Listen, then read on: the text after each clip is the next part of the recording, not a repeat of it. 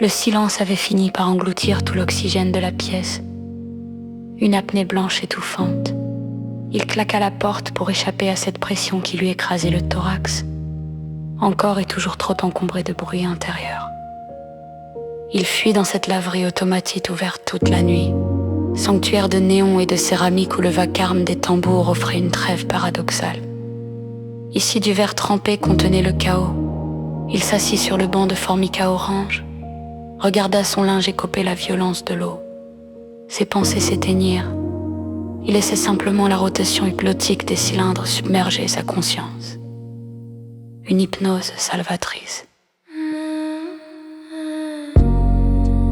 L'inconnue ne franchit pas le seuil. Elle s'échoua à l'intérieur, projetée par une rafale glaciale. Elle n'apportait rien à laver. Elle serrait son sac contre sa poitrine comme une relique ou un bouclier dérisoire. L'averse l'avait trempée, ses cheveux collés à ses tempes dessinaient sur son visage des arabesques sombres qui accentuaient sa pâleur. Elle s'installa, rigide, à l'extrémité opposée du banc, telle une statue déposée là et oubliée. Aucune parole ne vint souiller l'espace stérile qui les séparait. Entre écorchés, on se reconnaît à la fréquence vibratoire du non-dit. Il l'observa à la dérobée. Elle ne pleurait pas. Les larmes appartiennent à ceux qui espèrent encore une consolation. Elle scrutait le hublot de la seule machine à qui tire avec une intensité effrayante. Elle semblait y projeter un film intérieur, un maelstrom intime dont elle demeurait l'unique spectatrice. Ses mains, posées à plat sur ses genoux, trahissaient seules la noyade. Elle tremblait, parcourue d'ondes de choc minuscules. Il comprit. Elle ne cherchait pas la propreté, elle cherchait un abri. Non pas contre la pluie, mais contre l'érosion de son âme. Elle portait ses failles non comme des blessures à guérir, mais comme une géographie définitive.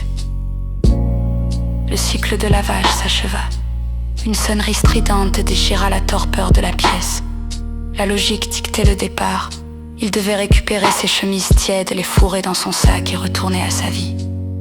La laisser seule face à son hublot noir, respecter la règle tacite de l'existence. Ignorer la détresse d'autrui afin de préserver son propre équilibre précaire. Il se leva. La chaleur humide du linge l'enveloppa dès la porte du tambour ouverte. Il plia méticuleusement chaque pièce, chaque geste ralenti, le temps étiré à le rendre élastique.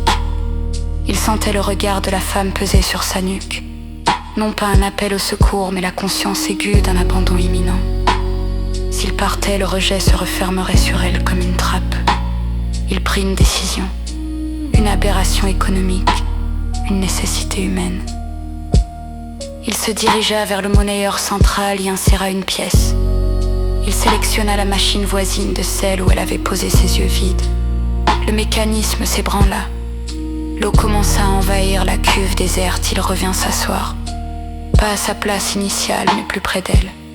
Une distance respectueuse, calculée, assez loin pour ne pas l'effrayer, assez proche pour que sa présence devienne palpable, une chaleur animale contre le froid du carrelage.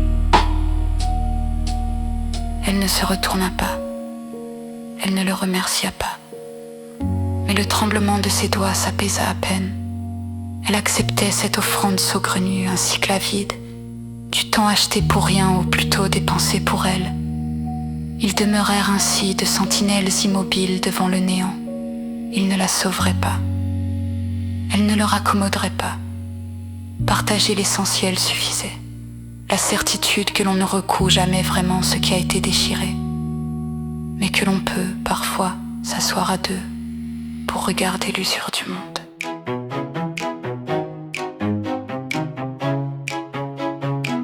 Ils posent leurs baisers sur pause.